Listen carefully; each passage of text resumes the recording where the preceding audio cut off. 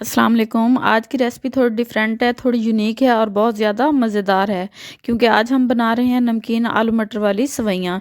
ये वो रेसिपी है जो ना ब्रेकफास्ट है ना फुल करी, लेकिन टेस्ट में दोनों से हैवी है।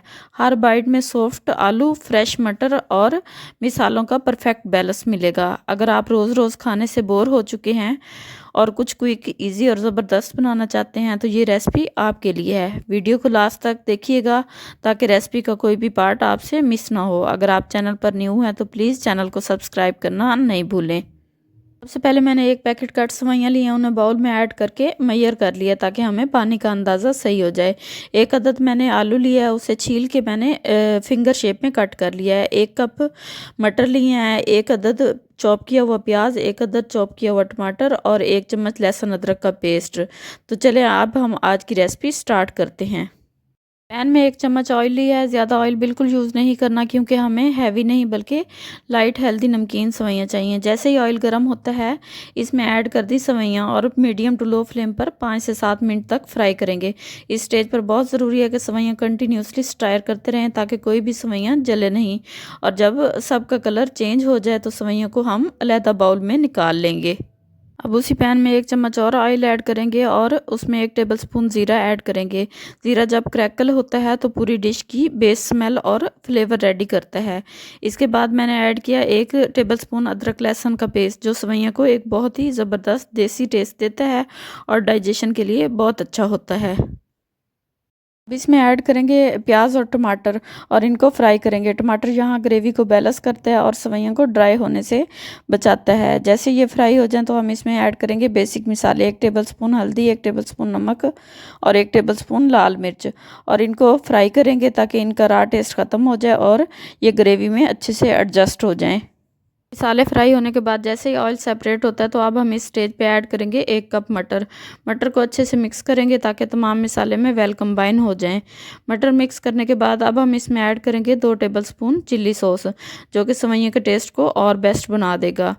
इनको फ्राई करने के बाद अब हम इसमें थोड़ा सा पानी ऐड करेंगे ताकि मटर अच्छे से सॉफ्ट हो जाएं।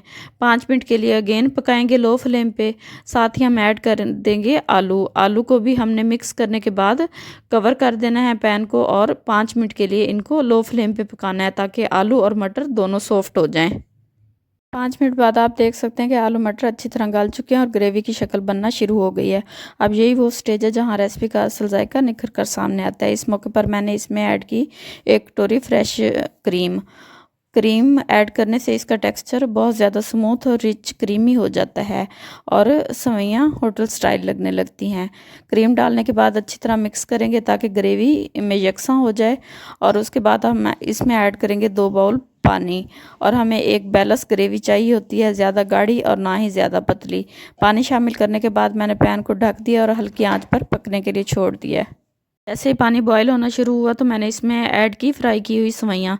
सेवइयाँ डालने के बाद हल्के हाथ से मिक्स करेंगे ताकि वो टूटे नहीं और ग्रेवी में अच्छी तरह कोट हो जाएं। अब इस स्टेज पर मैंने आंच को तेज़ कर दिया और तकरीबन 10 मिनट के लिए फुल फ्लेम पर पकाया है ताकि सेवइयाँ पानी को एब्जॉर्ब कर लें और नरम हो जाएं। 10 मिनट बाद मैंने इसमें 1 कटोरी केचप शामिल किया जो जायके में हल्की सी मिठास और खूबसूरत कलर ले आती है। केचप को अच्छी तरह मिक्स करने के बाद मैंने इसके ऊपर कटा हुआ हरा धनिया शामिल किया जिससे रेसिपी की खुशबू और फ्रेशनेस दोनों बढ़ जाती हैं।